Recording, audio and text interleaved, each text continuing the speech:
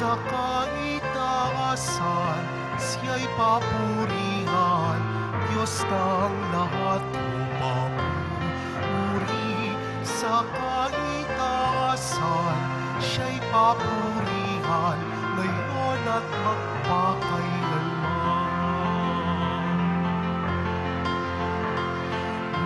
Umawit ang daigdigan, lahat ng naroroon. Umawit ang sangkatauhan, purihin ang Panginoon. Papuri sa kaitaasan, siya'y papurihan, Diyos ng lahat papuri.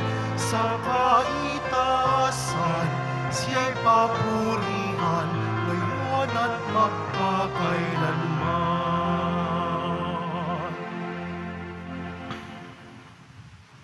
Sa ngalan ng Ama, ng Anak, at ng Espiritu Santo, Amen. ang pagpapala ng ating Panginoong Kristo, ang pag-ibig ng Diyos Ama, at ang pagkipagkaisa ng Espiritu Santo naway sumainyong lahat. At sumayo rin. Mga kapatid, gunitain natin ngayon si San Pedro Damian, isang Benediktino, obispo at pantas ng simbahan. Siya ang laging nagbigay ng depensa o suporta sa pagbabago na tinatawag na Gregorian Reform. Isama natin sa misang ito ang mga intensyon para sa misa ngayon. Ang inyong mga intensyon kayong narito sa loob ng dambana ng itim na Nazareno, kayong mga naugnay sa pamagitan ng live streaming through Facebook, live YouTube, Twitter, at iba pang social media, at na cross-posting sa iba't ibang paraan sa communities, groups at chapels. Mga kapatid, ang gawa ng nagmumula sa Espiritu ng Diyos ay gawain na mayroong pagpakumbaba, may batayan dahil sa gawa. At ang pagpalayas ng masamang espiritu na hindi makapagsalitay, na sumanib sa bata, na hindi magawa ng mga apostol, ay dahil sa kakulangan ng pananampalataya, ng panalangin, at ng pagpakumbaba. Tayo rin ay tinatawag sa buhay na mapagkumbaba. Ngunit sa mga sandali na tayo ay hindi nagkaroon ng buhay na ang Panginoon ay sentro, dahil sa ating kayabangan, tayo nagkasala. Dumulog po tayo sa mga Panginoong nagpapatawad ng lubos. Sinugong tagapagpagaling sa mga nagsisisi, Panginoon, kaawaan mo kami. Panginoon, kaawaan mo kami. Dumating na tagapag-anyayang mga makasalanan ay magsisi, Kristo, kaawaan mo kami. Kristo, kaawaan mo kami. Nakaluklok ka sa kanan ng Diyos Ama para ipamagitan kami, Panginoon, kaawaan mo kami. Panginoon, kaawaan mo kami. Kaawaan tayo na makapangyarihang Diyos, patawarin tayo sa ating mga kasalanan at patnubayan tayo sa buhay na walang hanggan. Amen. Manalangin tayo. Ama naming makapangyarihan, ipagkaloob mong kami makasunod sa iyo. Itinuro at ipinakitang halimbawa ni San Pedro Damian upang kami walang mahalagahin ng higit kay Kristo at kami makapagbigay pansing lagi sa paglilingkod sa sambayanan mo hanggang sa kami sumapit sa liwanag na iyong walang maliw na kaligayahan sa pamagitan ni Kristo kasama ng Espiritu Santo magpa sa walang hanggan. Amen. Magsiupo po ang lahat.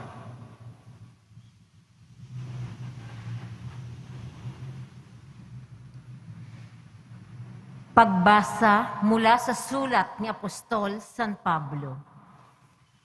Mga minamahal, sino sa inyo ang marunong at nakakaunawa? Ipakita ninyo ito sa pamamagitan ng wastong pamumuhay na bunga ng kapakumbabaan at katarungan. Ngunit kung ang nagahari sa inyong puso ay inggit at makasariling hangarin, huwag ninyo na iyang ipagmalaki at huwag ninyong pabulaanan ang katotohanan. Hindi galing sa Diyos ang ganyang karunungan, kundi sa dyablo, makasanlibutan at makalaman, sapagkat saan man nagahari ang inggit at makasariling hangarin, magahari din doon ang kaguluhan at lahat ng uring masamang gawa. Ngunit ang may karunungang mula sa Diyos, una sa lahat, ay may malinis na pamumuhay. Siya'y maibigin sa kapayapaan, mahinahon, mapagbigay, mahabagin, at masipag sa paggawa ng mabuti. Hindi nagtatangi at hindi nagkukunwari, at namumunga ng katwiran ang binhi ng kapayapaang inihasik sa taong maibigin sa kapayapaan. Ang salita ng Diyos. Salamat sa Diyos. Ating kabutihat lugod ay nasa loobin ng Diyos. Ating kabutihat lugod ay nasa loobin ng Diyos. Ang batas ng Panginoon ay batas na walang kulang. Ito'y utos na ang dulot sa tao ay bagong buhay. Yaong kanyang mga batas ay mapagtitiwalaan, nagbibigay talino sa pahat ang kaisipan. Ating kabutihat lugod ay nasa loobin ng Diyos. Ang tuntuning ibinigay ng poon ay wastong utos. Liligaya ang sinuman kapag ito ang sinunod. Ito'y wagas at matuwid pagkat mula ito sa Diyos. Pangunawa ng isipan, yaong bungang idudulot. Ating kabutihat lugod ay nasa loobin ng Diyos. Yaong paggalang sa poon ay marapat at mabuti, isang banal na tungkulin na iiral parati. Pati mga hatol niya'y matuwid na kahatulan. Kapag siya ang humatol, ang pasya ay pantay-pantay. Ating kabutihat lugod ay nasa loobin ng Diyos. Naway itong salita ko, ang aking kaisipan, sa iyo ay makalugod, Panginoong kot kanlungan. O ikaw, nakublihan kong ang dulot ay kaligtasan. Ating kabutihat lugod ay nasa loobin ng Diyos. Magsitayo na po ang lahat.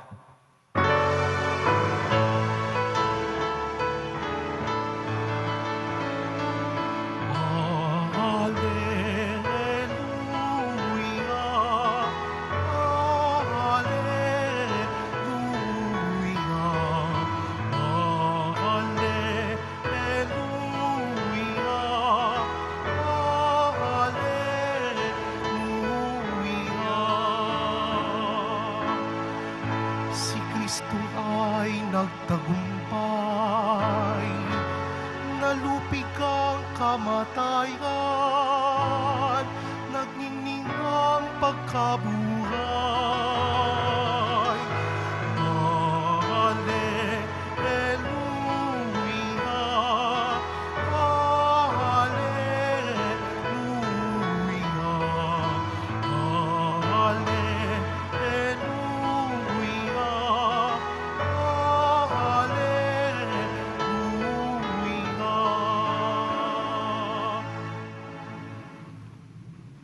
Sumainyo ang Panginoon. At sumayo rin. Ang mabuting balita ng Panginoon ayon kay San Marcos.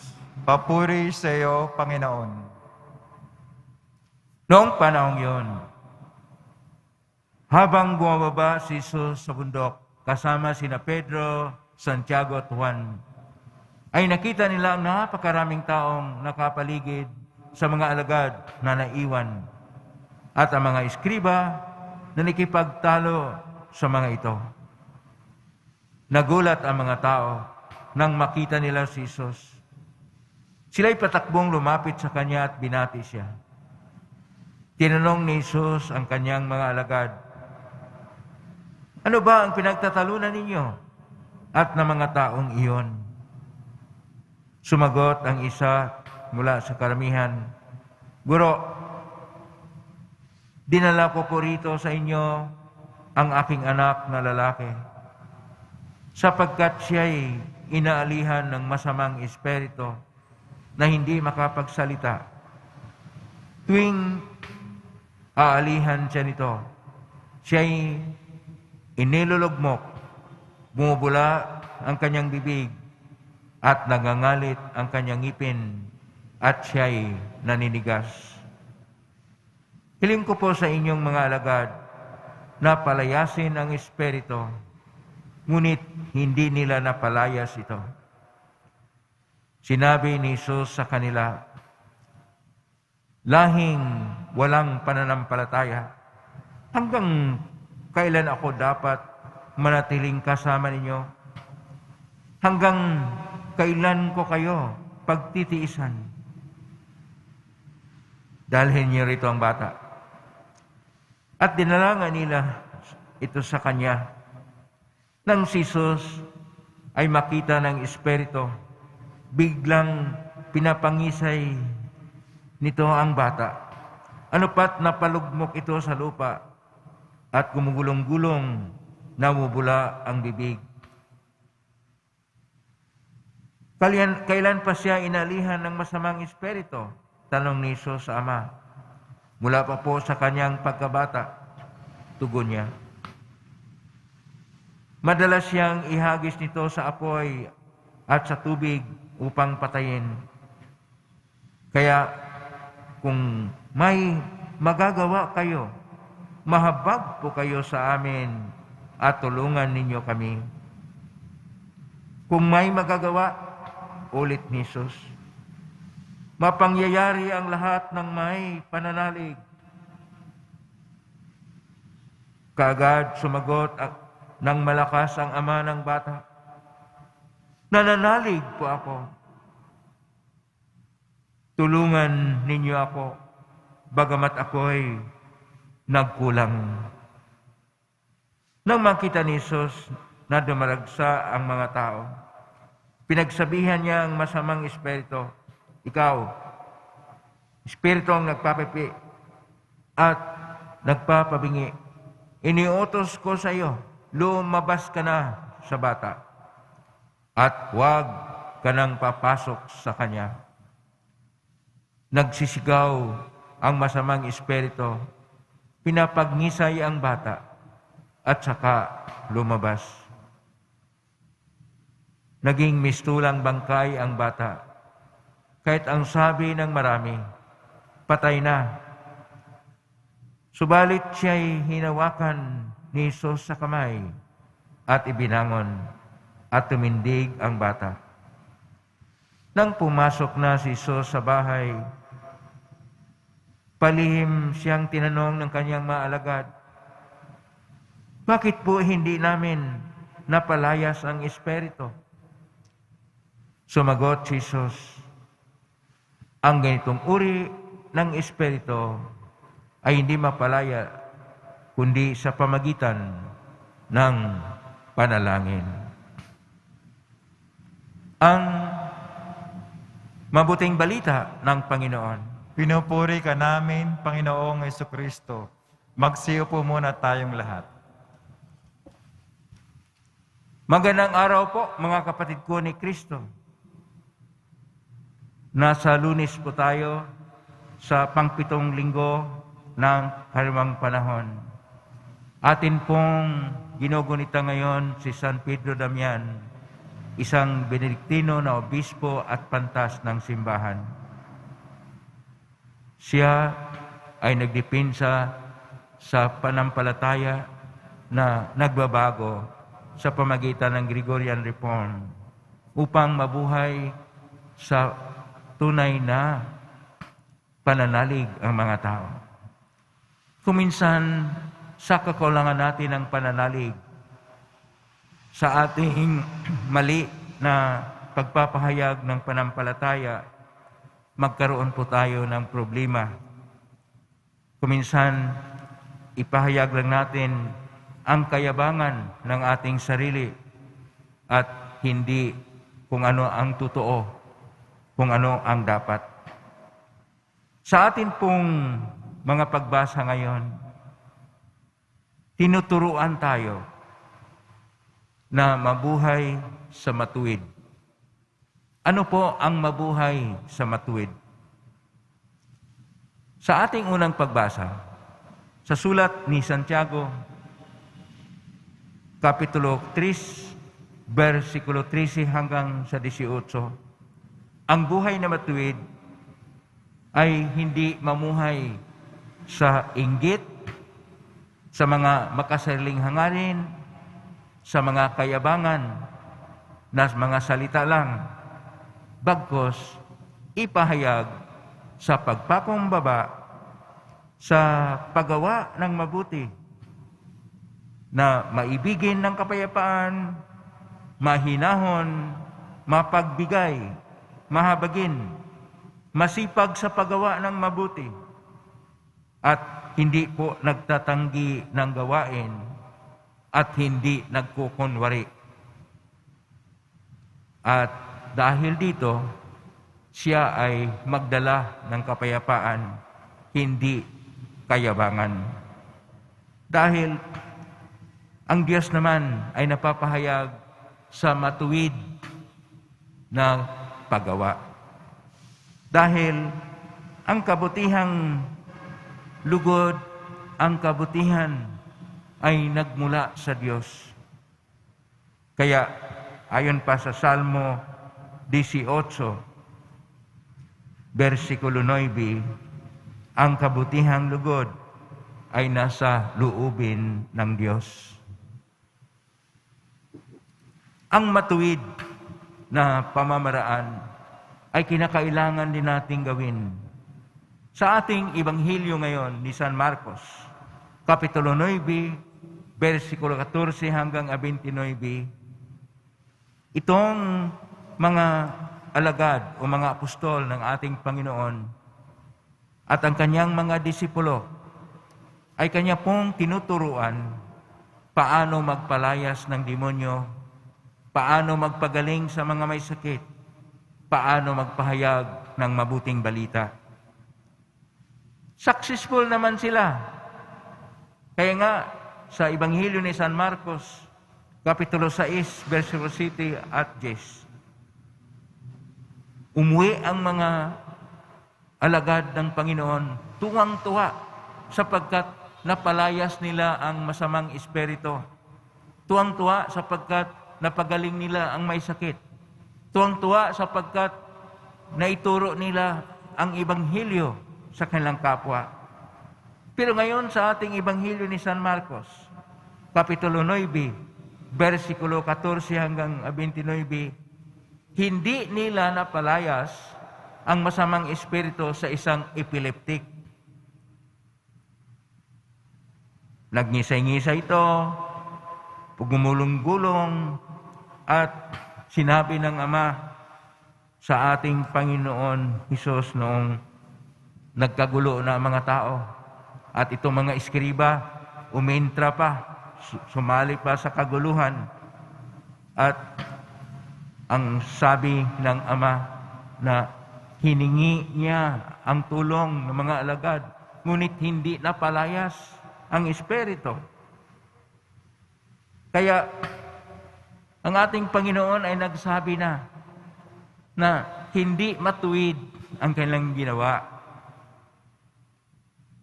Kaya sabi niya, hanggang kailan ako kasama ninyo mga walang pananalig. At kanya pong pinalayas ang espiritu. At sinasabi niya, noong ang Ama ay nagsabi na nananalig na po ako, tulungan ninyo ako, bagamat ako ay nagkukulang sa pananalig. Nanalig ng Ama. So, ang ginawa ng Panginoon ay Kanya pong pinagsabihan ang Espiritu. Espiritong nagpapabingi. Iniutos ko, lumabas ka sa bata at lumabas ito. Noong tinanong ang Panginoon, paano po nangyari yun? Sabi ng ating Panginoon sa versikulo 29, kapitulo 9, Ebanghelyo ni San Marcos, ang ganitong uri ng Espiritu ay hindi mapalayas kundi sa pamagitan ng panalangin. Ang panalangin ay ang gawaing matuwid. Marunong tayong magpakumbaba, kaya ang panalangin natin ay makarating sa Panginoon. Akala ng mga apostol, akala ng mga alagad ng Panginoon, kaya na nilang gawin ang lahat. Pati pagpalayas ng masamang espiritu o demonyo. Pero, kanila pong nakalimutan, ang pinanggalingan ng kanilang kapangyarihan ay ang Diyos. Nasa pamagitan ng ating Panginoong Hesus, dapat iugnay nilang lagi ang kanilang gawain. Kung wala si Kristo, kung wala ang Diyos sa buhay natin, dahil sa ating kayabangan, na kung ano-ano ang ating sinasabi, ganito, ganyan, para pang-uuto ng kapwa natin. At believe naman yung mga kapwa natin sa mga mayabang, sa mga mapang-uuto, sa mga manliling lang. Laging believe ang tao sa ganyan. Pero hindi makagawa ng mabuti. Hindi makapagpalayas sa mga demonyo. Lalo pa itong pahirapan ang sinapian ng demonyo. Kaya, kailangan sa buhay natin ang matuwid na gawa. Ibig sabihin ng matuwid na gawa, yung buhay na may panalangin, buhay na may gawa tayong mabuti, mahinahon, mapagkumbaba, nagmamahal sa kapayapaan, at may malasakit, may habag.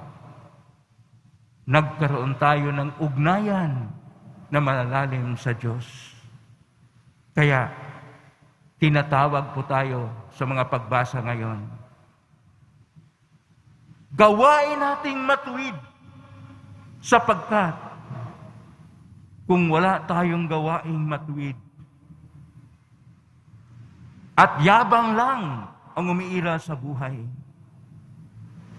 hindi tayo magkaroon ng buhay ayon sa kalooban ng Diyos. Ang Diyos ang siyang dapat mangunguna at hindi ang ating sarili.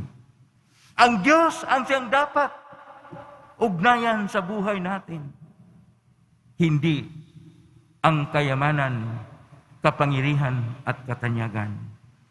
Ang Diyos ang siyang dapat ang pumapanginoon upang matanggal na ang ating mga pagkukunwari, mga kayabangan at mga kamalian. Kailangan natin na mabuhay sa matuwid.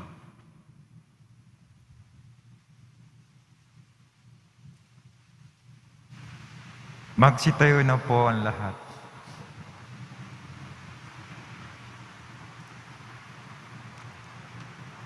Minamahal kong mga kapatid, sa pamagitan ng Ebanghelyo, nagsasalita si Kristo ng may walang hanggang kapangyarihan at kumikilos sa kanyang mapagpalang mga gawa. Atin pong itutugon, Panginoon, tulungan mo kami sa aming kahinaan. Panginoon, tulungan mo kami sa aming kahinaan.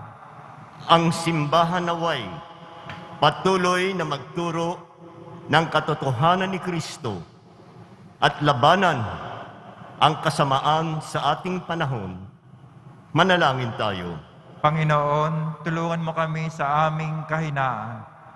Ang mga pinuno ng daigdig naway isulong ang kabutihan sa kanilang mga gobyerno at maging masigasig sa pagwawaksi ng kasamaan sa kanilang lipunan, manalangin tayo.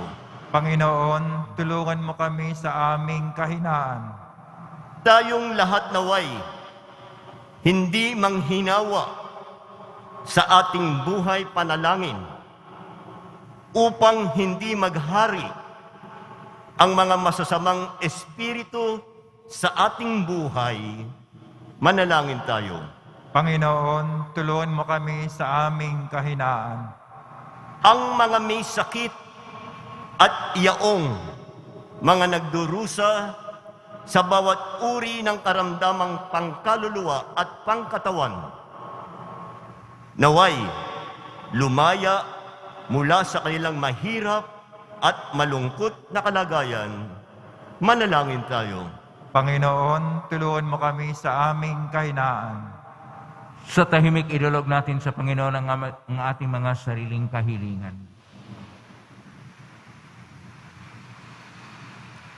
Ama naming Diyos, patuloy mo kaming hilumin sa kasamaan. Hayaan mong ang iyong kabutihan ang siyang magliwanag sa amin sa kapangyarihan ni Kristong aming Panginoon. Amen. Magsiyo po naman ang lahat.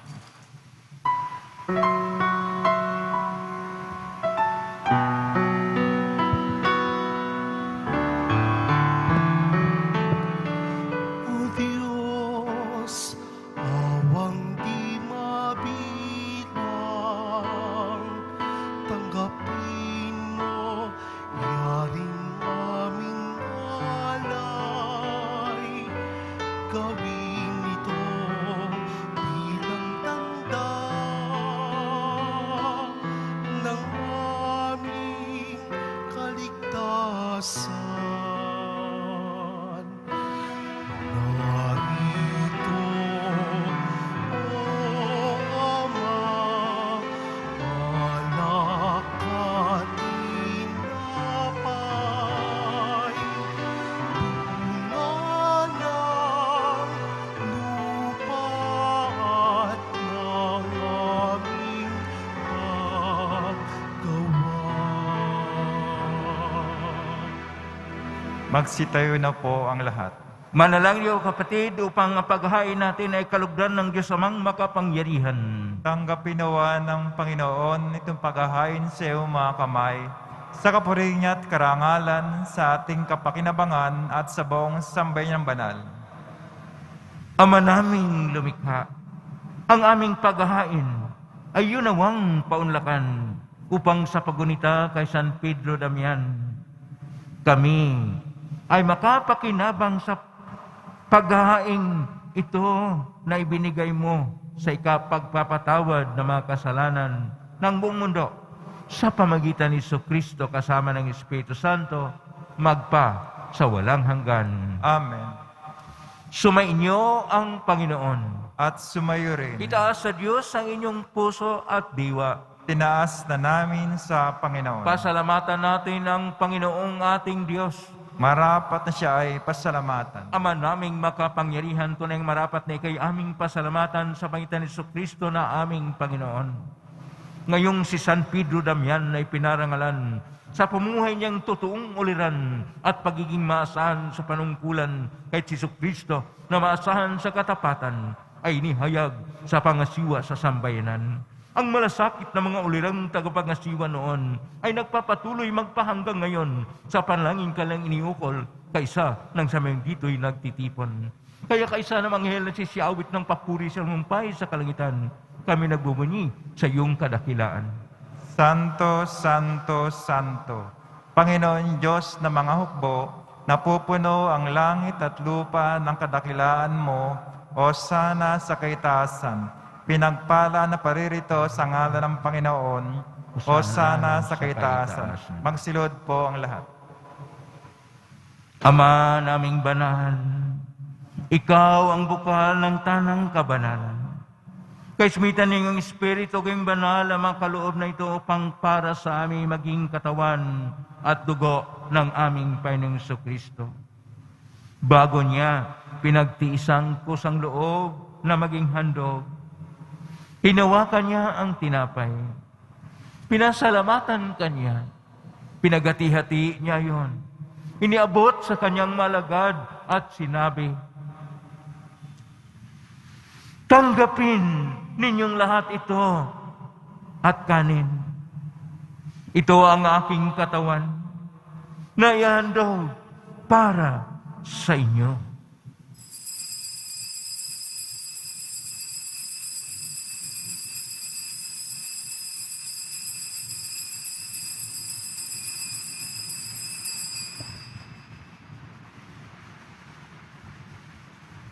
Gayon din naman nang matapos ang hapunan, hinawakan niya ang kalis.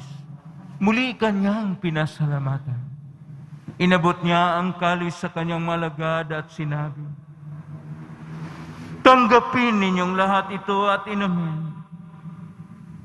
Ito ang kalis ng aking dugo ng bago at walang hanggang tipan.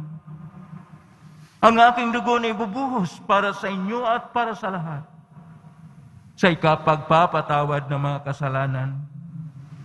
Gawin niyo ito sa pag-alala sa akin."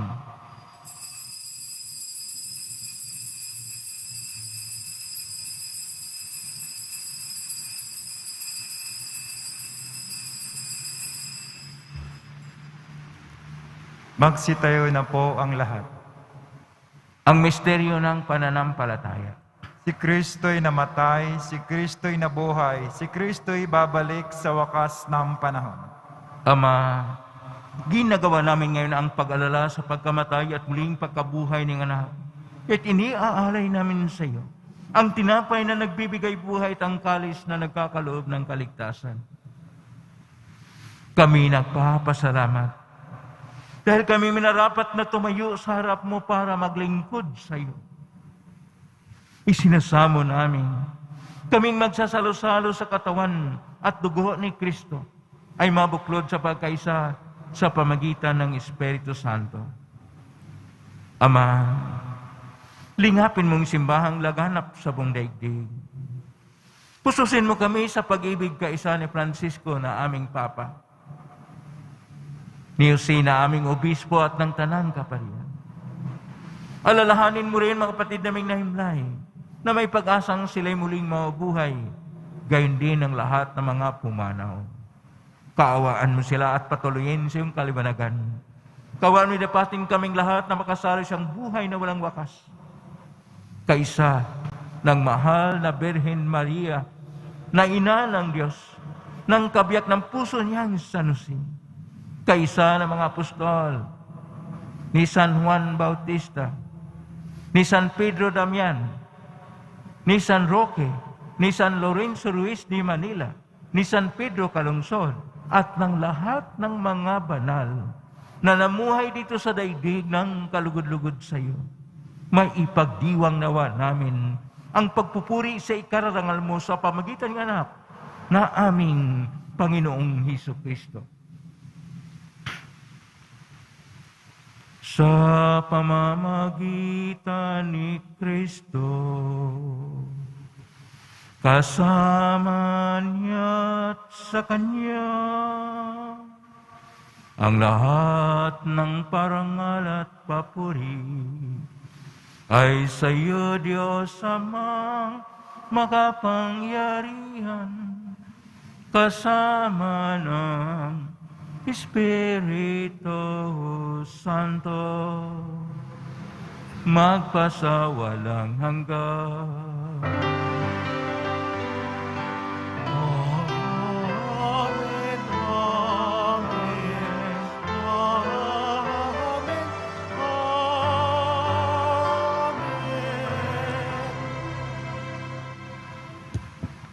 Sa tagubilin na magaling na utos at turo ni Jesus na pay natin at Diyos, ipahayag natin ang lakas loob.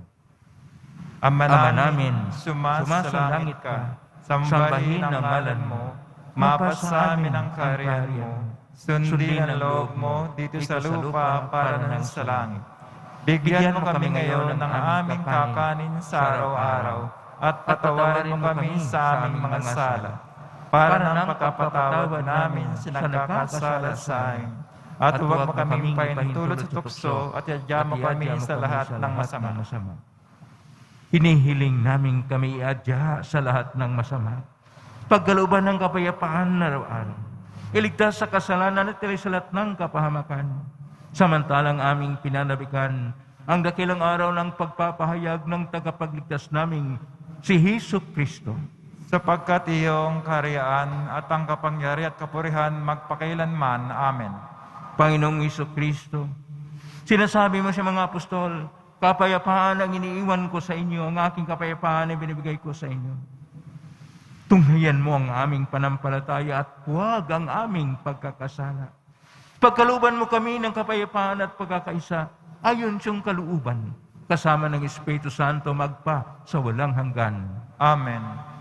Ang kapayapaan ng Panginoon ay laging sumainyo. At sumayo rin. Magbigayin kayo ng kapayapaan sa isa't isa. Kapayapaan sa inyo. Kordero ng Diyos na nag-aalis ng mga kasalanan sa libutan, maawa ka sa amin. Kordero ng Diyos na nag-aalis ng mga kasalanan sa libutan, maawa ka sa amin. Kordero ng Diyos na nag-aalis ng mga kasalanan sa libutan, ipagkaloob sa amin ang kapayapaan. Magsilod po ang lahat.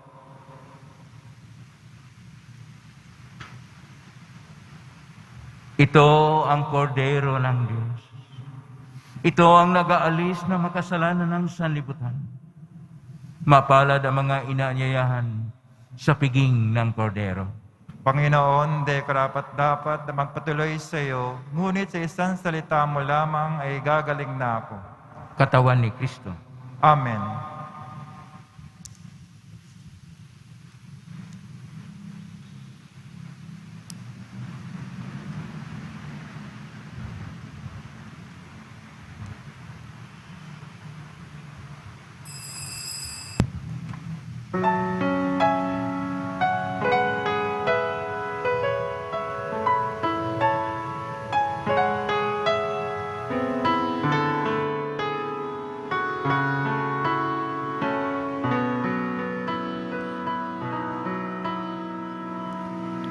You are my hope and my strength. You guide me and embrace me with your love. You give your life to save me from sin. Jesus, my Savior, my Lord.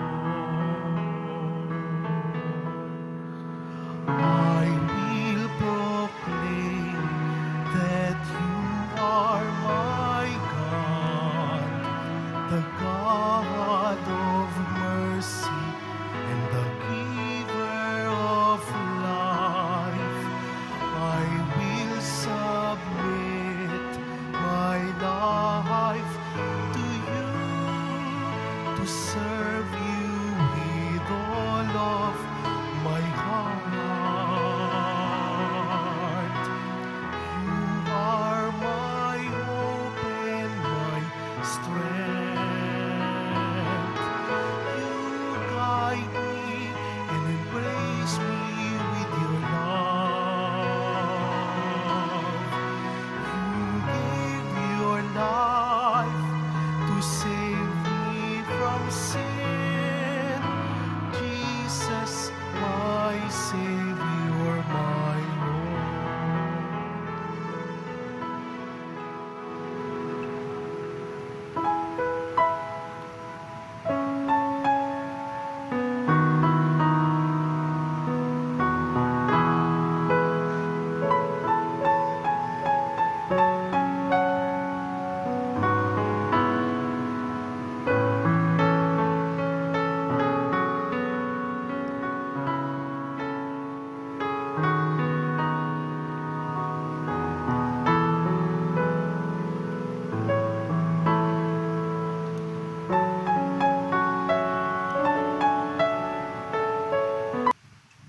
Manalangin tayo. Magsitayo na po ang lahat.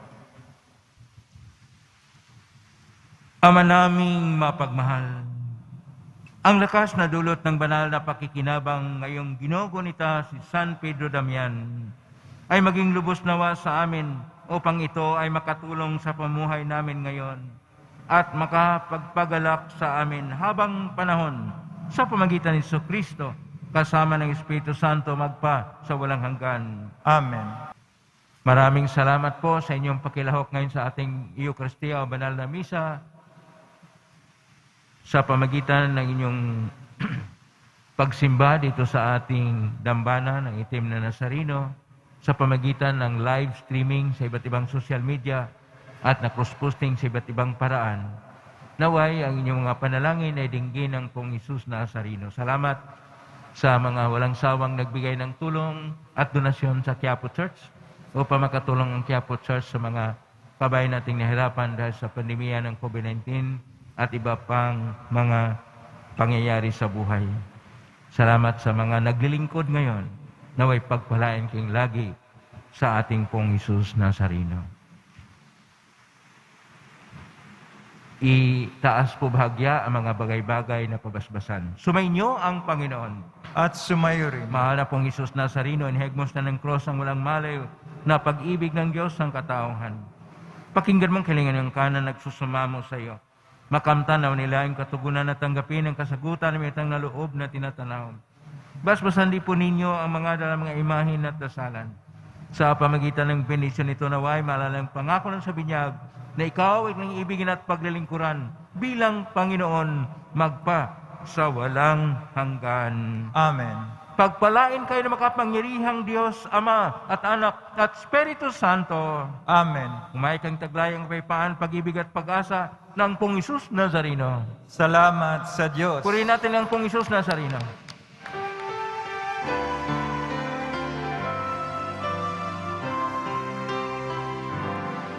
Nuestro Padre Jesus Nazareno, sinasamba ka namin,